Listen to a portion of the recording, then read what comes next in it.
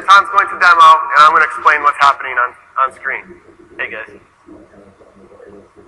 So actually I want to point out, on the sides up here you can see video from different angles of Anton as he plays. So this first demo, what we have is like a virtual television set with a PlayStation Eye, just like we have set up here on stage. So you can see when Anton moves the controller here, the controller moves one-to-one just as he moves. In order to let you see this better, Anton, if you can turn on the video on the television there, we're putting the PlayStation Eye's video on this virtual TV. So you can see as Anton moves, it moves exactly as he moves. This is true one-to-one tracking. This is the first time you've ever been able to do this. And we can show this better than anyone else because we have the video from the PlayStation Eye. That racket is actually in the virtual world. It's in Anton's hand. Still hard. So, of course... No way. So sports are kind of a no-brainer, but you could hold anything in your hand.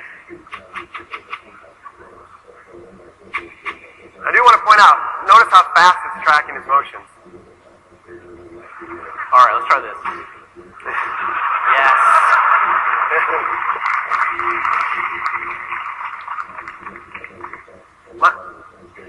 You know, so weapons are always good. Especially large ones. So my son loves this demo, actually. You can imagine if he could be Ratchet and he could hold Ratchet's weapons in his hand while he played. He would die for that.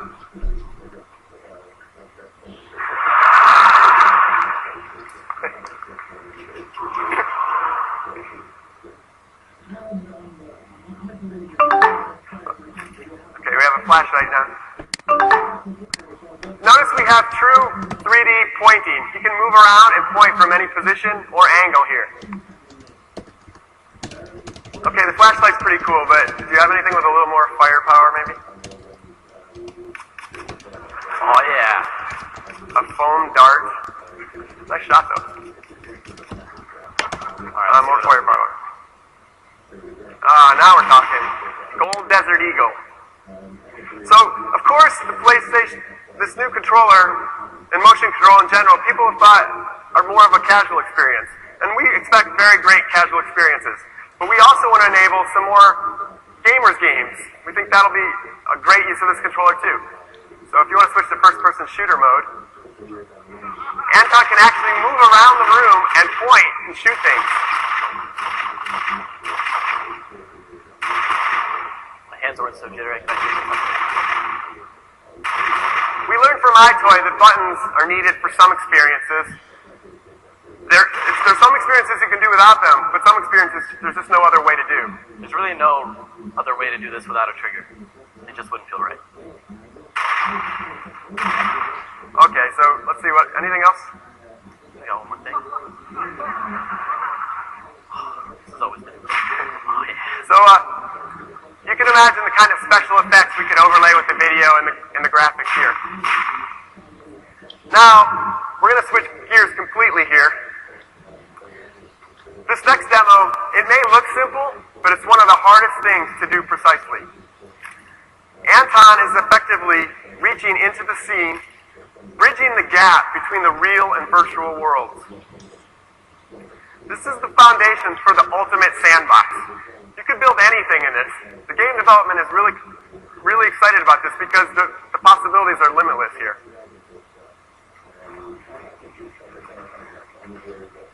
Another thing that's really difficult to do in a virtual world is drawing. And in particular, writing requires extreme precision. The tip of that pencil Anton's using is being tracked at sub-millimeter accuracy.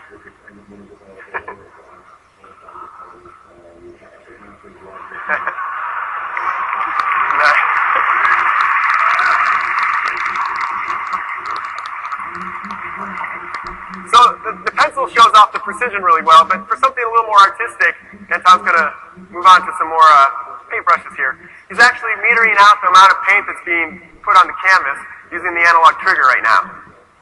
Nice.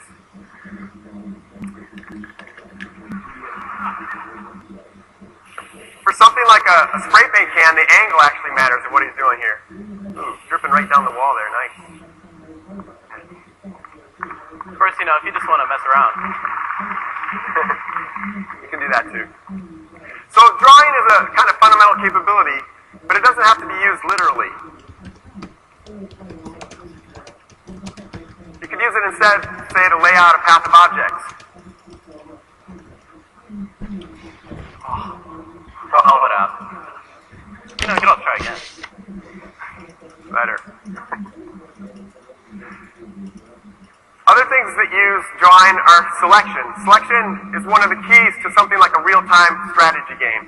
Finally, we have an interface on a console that lets us do real-time strategy. Here you can see Anton's lassoing troops, and then he draws a path for them to follow.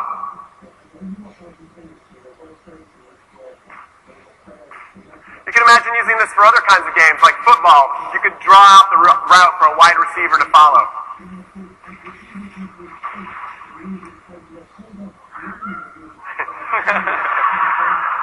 Blurring the lines between RTS and first-person shooter here. We already showed first-person shooter once, Anton. Well, it's always All right. Anton's going to set up the next demo, and we're going to shift gears here a little bit. We're going to step out of our room here and move into a virtual arena. We're going to show you some character control, actually. So as you can see here, my motions are mapped directly onto the character. When I move my sword and shield, he moves them exactly as I do. Hey, everybody? Of course, this is no good if you can't hit anything.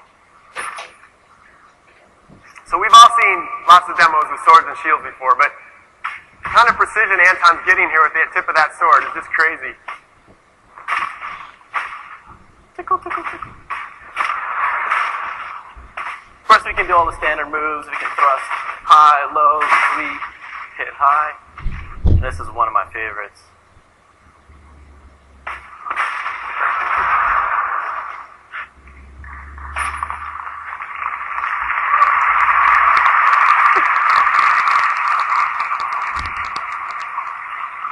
How many years of kendo was that? You can also use it in a defensive posture, too.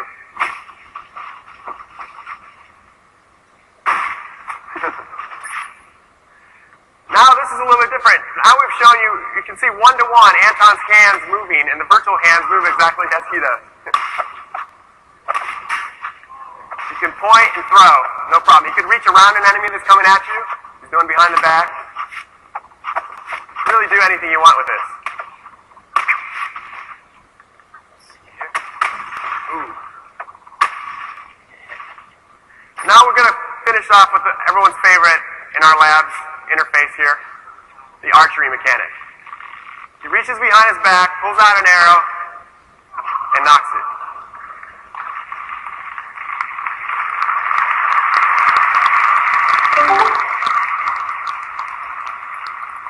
Of course, the tension on the string matters, so the farther I pull it back, the more power I'm going to launch into this guy. Alright, great. Call the shot.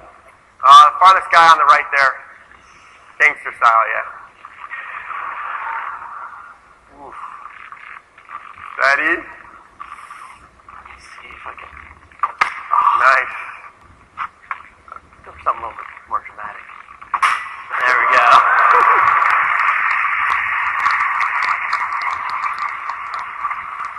Alright, last shot, last shot. Alright. If you can't see here, Anton's actually dropping down to one knee, Robin Hood style, to finish this last shot. Camera has no problems tracking him when he does that. Alright. Well, I hope these real-time tech demos sparked your imagination. It certainly sparked the imagination of our development community. We're looking forward to sharing more about the motion controller with you in the near future. Thank you, everyone. Thank you.